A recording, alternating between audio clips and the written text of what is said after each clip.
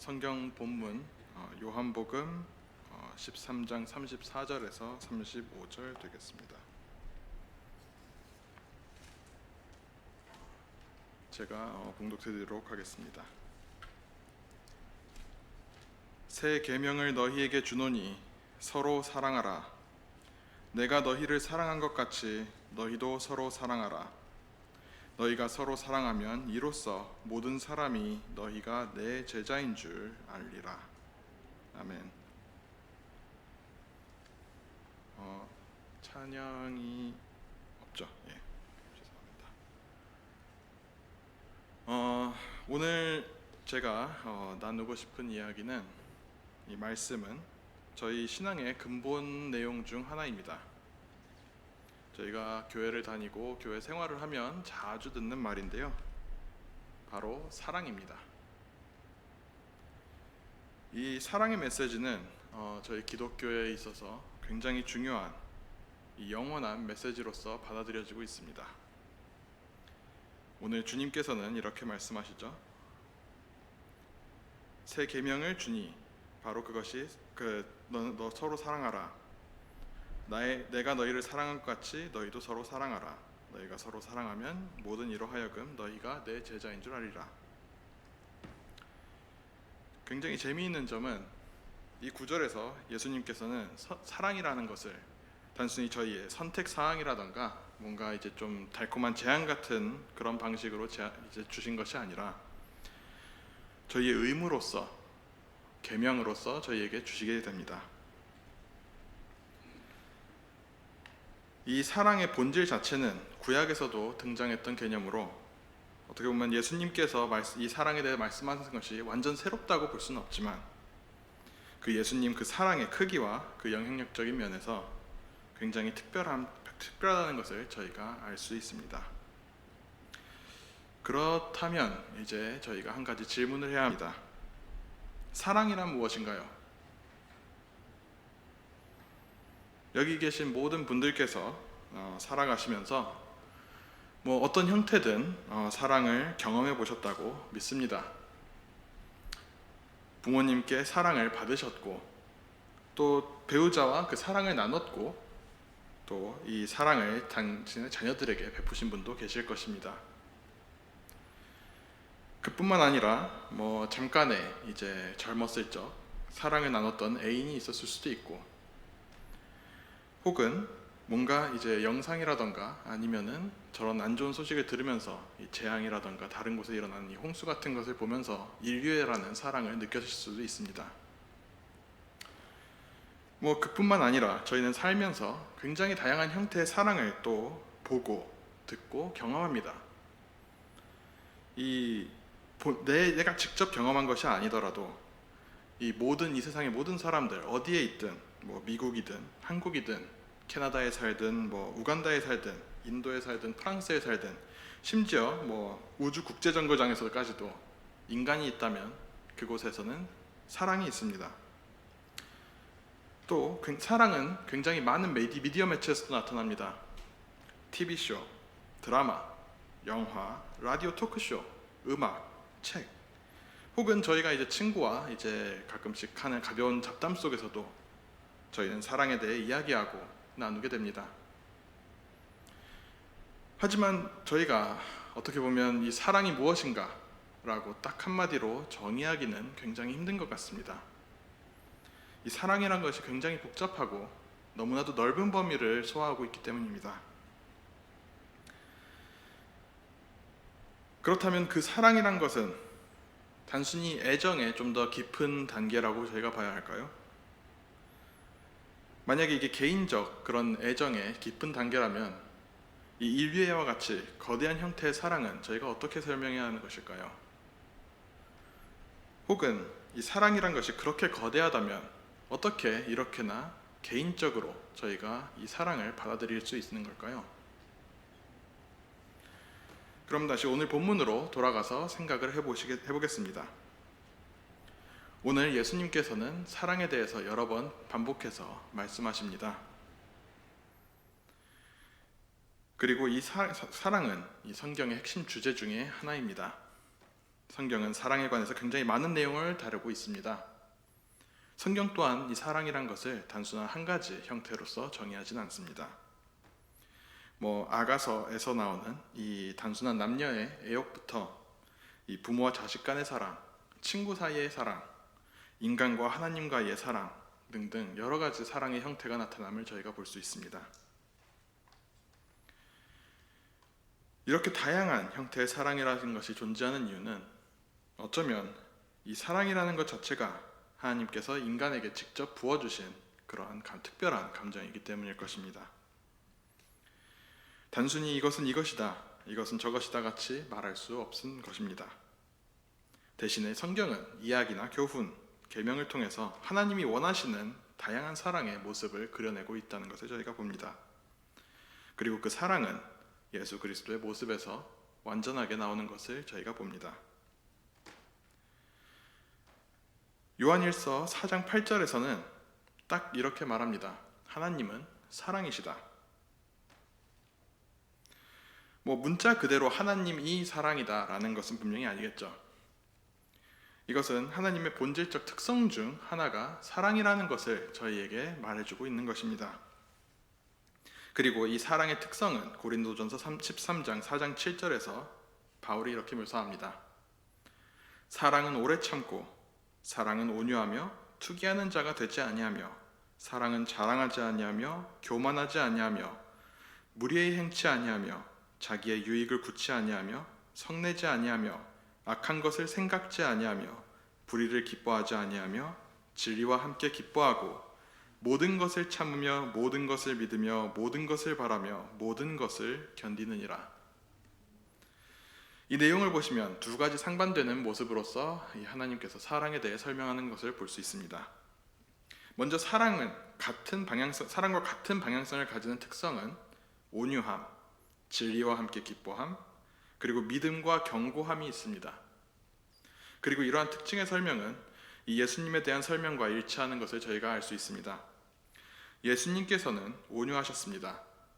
예수님께서는 진리 그 자체이셨으며 저희 믿음의 주체이시고 저희를 위해 모든 시련과 고통을 견디셨다는 점에서 이 특성과 평행을 이루고 있습니다. 또 바울이 말하는 사랑과 반대되는 특징들로는 자신에 대한 자랑, 교만, 무례, 유익을 탐하는 것, 성냄, 악함, 그리고 불의가 있습니다. 그리고 또 저희는 이러한 것들과 반대되는 데 서 있는 분이 바로 예수님이라는 것을 알 수 있습니다.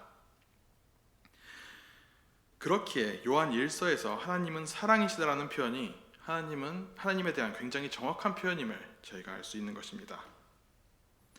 또한 하나님이 사랑이시기 때문에 이러한 사랑이 단순한 감정을 넘어서는 것을 저희가 배울 수 있습니다. 저희가 사랑을 하면 그 사랑을 말로만 표현하지 않습니다. 그 사랑은 저희 의지의 행동으로서 이어지기 때문에 그것이 사랑인 것입니다. 예를 들어서 예수님의 참된 이웃 사마리아인 비유를 기억하실 것입니다. 한 남자가 강도에게 다쳐서 위급할 때 그의 진정한 이웃은 정치적으로 높은 인물도 아니었고 부유한 인물도 아니었고 바로 그 당시 이방인 취급받던 사마리아인이었습니다.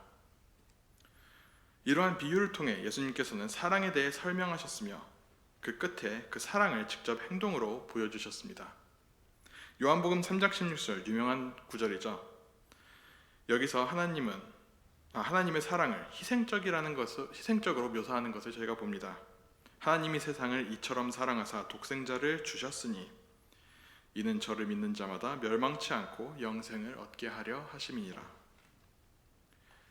성경은 이 사랑이라는 것이 단순한 그 순간의 감정이 아니라 자기 희생을 통한 상대의 구원임을 저희에게 보여주고 있습니다. 실제로 저희가 살면서 경험하는 사랑 또한 굉장히 희생적입니다. 결혼을 하면은 예를 들어서 평생을 배우자를 위해서 얼마나 많은 시간을 소비해야 되는지요. 예를 들어서 배우자가 아프다면, 병에 걸린다면 그 간호를 해야 하면서 자신의 시간을 써야 하고, 결혼 기념일, 생일 같은 기념일을 챙기면서 돈을 희생을 할 수도 있고, 또 같이 지내고 생활하면서 불편한 점이 생겨도 그것을 참고 넘어가는 그런 굉장히 많은 개인적 희생들이 포함이 되어 있습니다. 자녀는 어떻습니까? 자녀가 생긴다면 부모들은 굉장히 많은 희생을 함으로써 그 굉장히 많은 책임을 또 짐으로써 그 자녀를 길러냅니다. 자녀가 독립하기까지 20년에서 길게는 30년이라는 시간을 투자를 해야 그 자녀가 한 명의 사람으로서 또 이 세상을 살아가게 됩니다. 하지만 저희가 이것들을 희생함에도 그것들이 아깝다, 우리가 투자하는 시간이 괴롭다 생각하지 않습니다. 왜냐하면 그런 행동들이 사랑에서 나왔기 때문입니다. 그리고 그렇기에 이 사랑이라는 것이 단순한 그 순간의 감정이 아닌 것입니다. 그것은 성경에서 보여주는 사랑과 같습니다. 단순한 감정적, 그 순간적 사랑이 아니라 헌신적이고 희생적이며 무조건적이고 행동하는 사랑에 중점을 둔다는 것을 저희가 봅니다.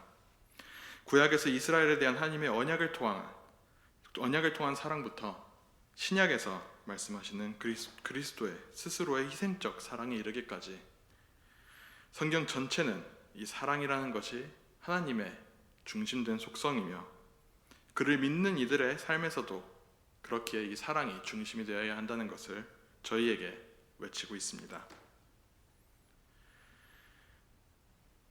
저희가 이 믿음의 선배들을 보면 단순히 성경뿐만이 아니라 성경 밖에서도 이러한 하나님의 사랑을 실천하려는 노력이 계속 있었음을 저희가 알 수 있습니다. 개인적으로 이제 좀 좋아하는 이야기라고 해야 할까요? 이 가슴 아프지만 이 영감을 주는 이야기 중 하나가 모라비안 공동체라는 공동체의 사연입니다. 이제 모라비안 공동체는 이제 두각을 드러내기 시작한 것은 이제 18세기지만 처음 등장한 것은 이제 15세기 초에 등장한 기독교 공동체였습니다. 당시 이제 종교개혁을 이 15세기 당시에 종교개혁을 이제 마틴 루터보다 먼저 이제 주장을 했던 존 후스의 영향을 받아서 자신들의 공동체의 이름을 이 형제교회, The Church of the Brotherhood로 이제 개명을 했고 16세기 그리고 17세기에 들어서 가톨릭 교회 제도를 이제 거부하면서 가톨릭 교회 박해를 받았습니다. 결국 이제 18세기경에 이 모라비아 혹은 그리고 보헤미아 지역, 그러니까 이제 지금의 체코 공화국인데요. 그쪽에서 쫓겨나게 됩니다. 자신들의 고향에서 이제 쫓겨나서 난민으로서 이 독일 작센 지방에 정착을 하게 됩니다. 이렇게 오랫동안 돌아다니고 쫓겨다니고 박해받으며 그들은 굉장히 소수만이 살아남게 됩니다. 하지만 그럼에도 그들은 개신교 개혁운동에서 굉장히 중요한 역할을 했다 믿어지고 있습니다. 왜냐하면 그들의 신앙은 그들의 삶이었습니다. 단순히 신앙 논쟁에만 국한된 것이 아니었습니다. 그리고 그들은 그 삶의 근간인 하나님의 사랑을 전파하기 위해서 극한의 상황 속에서도 노력을 했습니다. 어디까지 갔냐면요, 그들이 선교 열정을 굉장히 뜨겁게 가진 나머지 그들은 언젠가 이제 아프리카 노예들의 처지를 듣게 됩니다. 아프리카에서 수많은 노예들이 예수님이라는 이름 자체도 듣지 못하고 죽어간다는 것을 그들이 들었을 때 그들은 아프리카로 가기로 결심을 합니다. 하지만 수백 년 동안 박해받고 떠돌아다닌 이들이 아프리카로 갈 수 있는 돈이 있었지도 않고 연줄이 있지도 않았습니다. 그렇기에 그들은 아프리카에 있는 영혼들을 구원하기 위해서 스스로를 노예로 팝니다. 당시 이제 이름이 레오나르트 도버라는 사람과 다비드 니츠만이라는 사람이 이제 이 첫 번째로 아프리카로 이제 스스로를 노예로 팔아서 노예로 간 사람들 중 두 명이었습니다. 그리고 그들은 그렇게 독일을 떠나서 아프리카로 향한 위험한 여정을 시작했고 그렇게 다시 돌아올 수 없는 길을 걸었습니다. 당시 유럽은 저희가 생각한 지금의 유럽이 아닙니다. 인종차별주의, 백인 우월주의가 만연해 있었던 그러한 곳입니다. 당시 유럽 사람들은 흑인과 황인은 인간으로 치지도 않았습니다. 그냥 좀 그들 입장에선 좀 똑똑한 동물 정도였죠. 정말 과장하는 게 아니라 그렇게 믿어가지고 실제로 흑인 동물원도 만들고 노예로 쓰면서 죄책감도 가지지 않은 것입니다. 그러한 사상이 만연한 곳에서 이 모라비안 공동체 사람들은 그 흑인 또한 사람으로 보았고 그들에게 하나님의 말씀을 전하기 위해서 스스로를 노예로 낮추어서 그곳에 갔습니다. 이것은 어떻게 보면 단순한 의무감이나 이 책임감으로 이루어질 수 있는 일이 아닙니다. 그것은 바로 하나님의 사랑입니다. 아직 만나지도 않은 사람들을 위한, 인간 취급을 받지도 않는 사람들을 위한 사랑. 그들은 그 사랑을 예수 그리스도 안에서 보았고 그렇게 그것을 행동으로 옮겼습니다. 그렇기에 그들은 그들의 지위에 상관없이 모두가 하나님의 복음을 듣는 기회를 가져야 한다는 뜨거운 열망을 위해서 움직인 것입니다. 로마서 10장 14절의 말씀은 모라비안 공동체의 모습과 같이 우리가 가져야 하는 헌신의 자세를 보여줍니다. 그런즉 저희가 믿지 아니하는 자를 어찌 부르리요? 듣지도 못한 이를 어찌 믿으리요? 전파하는 자가 없이 어찌 들으리요? 이와 같이 모라비안 공동체뿐 아니라 역사적으로도 수많은 기독교인들이 하나님의 말씀의 전파를 위해서 희생적인 사랑의 모습을 보임을 저희가 기억을 합니다. 2차 세계대전 중 프란체스코 수도의 막시밀리안 콜베 성직자입니다. 그는 폴란드가 나치에 의해 침공당한 후 아우슈비츠 감옥에 이제 수감이 되었는데요. 이 아우슈비츠의 공포 속에서 이 어떤 한 가정이 있는 남자 하나가 가족을 이제 보기 위해 이곳에 탈출하려다가 잡혔습니다. 그리고 그는 나치에게 아사형에 처해지는 형을 받게 되었습니다. 그리고 이 콜베 수도사는 그 사람 대신 자신이 아사형을 받겠다 자원을 했고 15일 동안 굶은 뒤 독극물 주사를 맞고 사망을 합니다. 20세기 초에 인도의 선교사 에이미 카마이클, 그녀는 헌신적인 봉사를 하였습니다. 그녀는 하나님의 사랑을 전파하기 위해서 인도로 갔습니다. 그리고 그 인도에서 그녀가 선교를 하던 도중에 사원 아동이라는 전통을 발견합니다. 힌두교 사원에서 신과 결혼한다는 명목으로 7살, 8살, 많게는 10살 정도의 여자아이를 데려다가 사원의 남자들의 성적인 놀이개로서 사용되는 그 전통이었습니다. 에이미 선교사는 그러한 아이들을 구하려 노력했고 마을 사람들의 방해와 폭력에도 불구하고 그 내용을 외부에 알려 기부를 받고 이러한 제도에 제재를 걸었습니다. 또 그녀는 기부금으로 운영되는 도나바 공동체를 만들어서 죽을 때까지 83세까지 사는 동안 수백 명의 아이들을 이러한 사원 매춘에서 구해냈습니다. 이러한 믿음의 선배들의 모습은 저희들에게 깊은 교훈을 줍니다. 이 교훈들은 우리에게 하나님의 사랑의 깊이가 단순히 말에 있지 아니하고 저희의 행동에 있음을 저희에게 말하고 있습니다. 이 복음을 이웃을 위해, 이웃에게 전하기 위해 우리가 어떤 일을 해야 하는지 저희를 도전하게 만듭니다. 그리고 이러한 사랑으로 희생하는 모습은 참 아름다운 기독교인의 모습입니다. 기독교의 상징은 무엇입니까? 저희가 딱 기독교인이라고 딱 했을 때 굉장히 먼저 딱 기억나는 게 있죠. 십자가입니다. 그럼 왜 십자가입니까? 왜냐하면 예수님이 우리 믿음의 핵심이기 때문이고 십자가에 달려 돌아가셨기 때문입니다. 예수님이 십자가에 달려 돌아가신 것이 왜 중요합니까? 그것이 바로 저희를 위해 희생하신 구원의 상징이기 때문입니다. 예수님이 십자가에서 달려서 죽으라고, 고통을 견디라고 어떤 외부적인 압력이라던가 협박 같은 것 때문에 강요받은 것이 아닙니다. 물론 예수 그리스도의 사랑이 희생적인 십자가에서만 나타난 것은 아닙니다.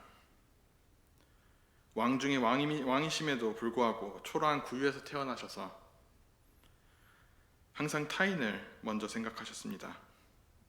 항상 사람을 구원하기 위해 행동하셨습니다. 유대교의 규범을 깨고 안식일에 병든 사람을 치유하셨고, 사회적 편견을 무시하고 사마리아 여인을 구원하셨습니다. 그리고 예수님은 제자들의 발을 씻어주었는데 이 일은 종들의 일로 여겨졌던 일입니다. 이 사랑, 순수하고 이기적이지 않은 죄 많은 인간을 향한 사랑 때문에 예수님께서는 스스로 그 험한 길을 걸으신 것입니다. 그리고 예수님께서는 우리가 이러한 모습을 담기를 원하신다는 것을 저희가 알 수 있습니다. 요한 1서 3장 16절입니다. 그가 우리를 위하여 목숨을 버리셨으니 우리가 이로써 사랑을 알고 우리도 형제들을 위하여 목숨을 버리는 것이 마땅하니라. 그럼 우리는 이런 사랑을 어떻게 본받을 수 있을까요? 빌립보서 2장 3절의 이 시작점을 제공합니다. 아무 일에든지 다툼이나 허영으로 하지 말고 오직 겸손한 마음으로 각각 자기보다 남을 낮게 여기고, 저희가 겸손해져야 하고 남을 섬김으로써 이 사랑이 시작되는 것입니다. 그리스도의 사랑은 적극적입니다. 항상 하나님의 선을 추구합니다. 누가복음 10장 25절에서 37절에서 예수님이 전한 선한 사마리아 사람 이야기를 생각해 보시기 바랍니다. 이 사마리아인이 그 유대인을, 다친 사람을 그냥 지나치지 않고 그 사람을 책임지고 회복시켰습니다. 그리고 그 사람이야말로 아무것도 바라지 않았기에 진정한 사랑의 묘사로서 예수님께서 사용하신 것입니다. 저희가 마더 테레사 수녀님께서 이렇게 말씀하셨죠. 우리는 큰 일을 할 수 없습니다. 큰 사랑으로 작은 일만 할 수 있습니다. 그렇게 이러한 말씀들과 믿음의 선배들의 모습은 우리에게 도전을 던집니다. 예수님이 사랑한 것처럼 사랑하는 것이 봉사, 희생, 항상 다른 사람들을 우리 자신 앞에 둔다는 것을 상기시켜 줍니다. 물론 이것을 행하는 것 자체는 쉽지 않습니다. 어떻게 보면 이것은 이 사회적 관념에 반하는 일일 수도 있습니다. 이 인간이 만든 우리 사회에서는 우리가 지금까지 쌓아온 것들, 우리가 이룬 것들을 부풀리고 강조하고 이렇게 자랑해야지 좋은 것이라고 말합니다. 남을 착취해야지 우리가 이득을 얻는다고 말하고 있습니다. 남의 봉사를 받는 높은 인물이 되는 것이 성공한 사람이라고 말하고 있습니다. 아이들에게 장래희망을 물어보면 어떠한 직업을 대답하는 게 정상이라고 그렇게 말하고 있습니다. 대통령이 되겠다, 과학자가 되겠다. 하지만 정작 중요한 것은 어떤 직업을 갖는 것이 아니라 결국 어떻게 사느냐인 말입니다. 그리고 그들의 삶의 끝에 하나님의 심판이 기다리고 있는데 말입니다. 그렇기에 이 세상 속에서 우리는 하나님 마음 속에 있는 가장 순수한 사랑을 이 세상에 보여야 할 것입니다. 이 하나님의 사랑을 본받으려는 우리의 열망 속에서여야 우리는 하나님의 영광을 이 세상에 보일 수 있다는 것을 기억해야 합니다. 그것은 매일 하나님의 뜻을 우선시하는 선택의 여정입니다. 우리 개인의 이득이 아닌, 우리 자신의 안위가 아닌 예수님을 위한 희생의 삶, 그것이 바로 예수님이 우리에게 보여주신 삶입니다. 물론 이제 이런 희생과 사랑과 희생의 이야기를 하다 보면은 너무 엄청난 예시만 드는 것 같기도 합니다. 그런 예시들을 보면서 우리가 진짜 저런 위대한 희생을 보일 수 있을까 자주하기도 합니다. 난 저렇게 막 목숨까지 내어줄 수는 없을 것 같아. 난 너무 연약해. 혹은 내가 희생하면 내 가족은 어떡하고. 하지만 하나님의 사랑 자체는 이 아주 작고 일상적인 행동에서도 시작될 수 있습니다. 물론 바다를 건너가 지금 박 목사님처럼 이렇게 말씀을 전하는 것 또한 굉장히 위대한 사역 중의 하나입니다.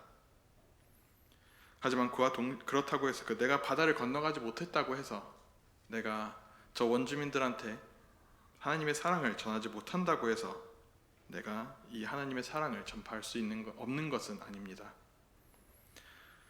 이 자신의 뒷마당, 이웃, 그리고 교회 공동체에서 하나님의 사랑을 보여줌으로써 그리고 나눔으로써 이 사역을 시작할 수 있습니다.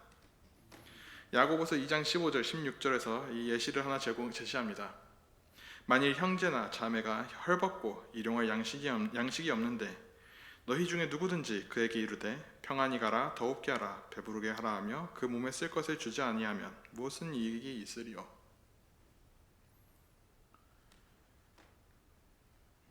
종종 우리는 이렇게 타인에게 사랑을 전하는 것에 주저합니다. 배신당할까 상처받을까 두려워서 말이죠.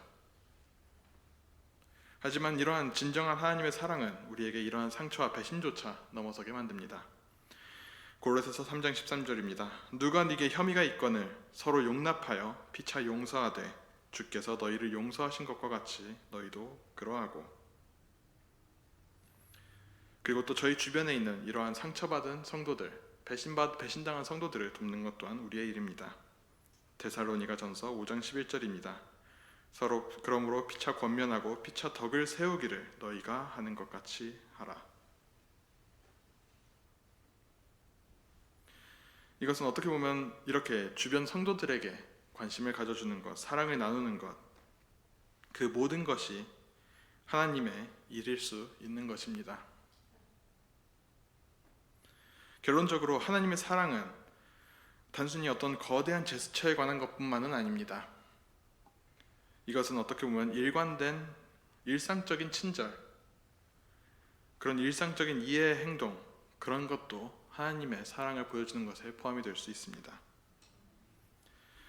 우리가 진정으로 우리 주변을 살펴보고 의무감이 아닌, 책임감이 아닌 진정한 사랑으로 이 대응하는 것을 하나님께서는 말씀하고 계신 것입니다.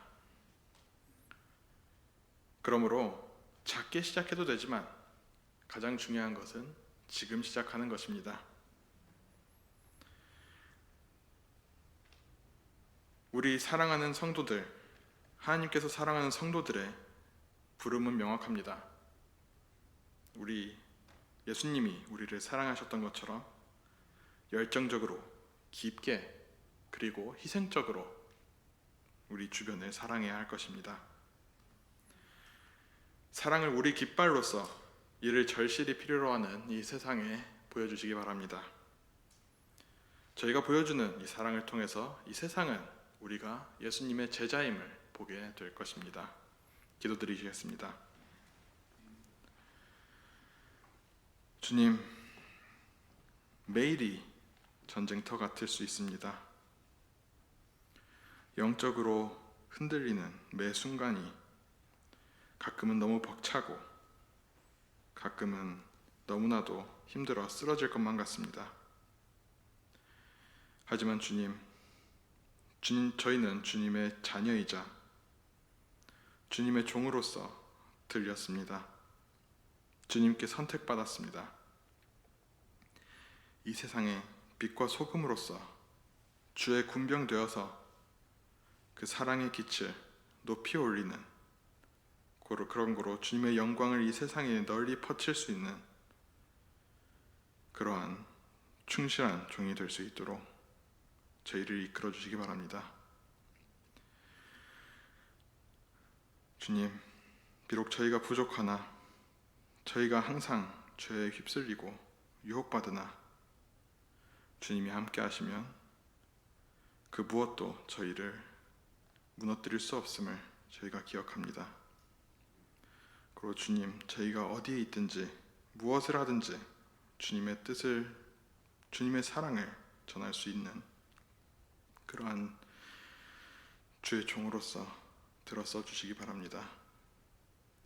그리고 지금 저 멀리 타향에서 주님의 말씀을 전하시고 있는 우리 목사님, 그리고 사모님, 그리고 저 수많은 선교사님들을 보호해 주시고 그분들이 주님의 말씀을 땅끝까지 전달하는데 그 무엇도 방해하지 않고 오직 주의 성령만이 충만하여서 저들을 감화시키고 주님 나라로 인도할 수 있도록 그들에게 힘을 주시기 바랍니다. 주님, 저희를 들어 써 주시기 바랍니다. 저희를 새롭게 해주시기 바랍니다. 이 세상을 변화시켜 주시기 바랍니다. 주님, 저희와 항상 함께 계심을 믿으며 예수님 이름으로 기도하였습니다. 아멘.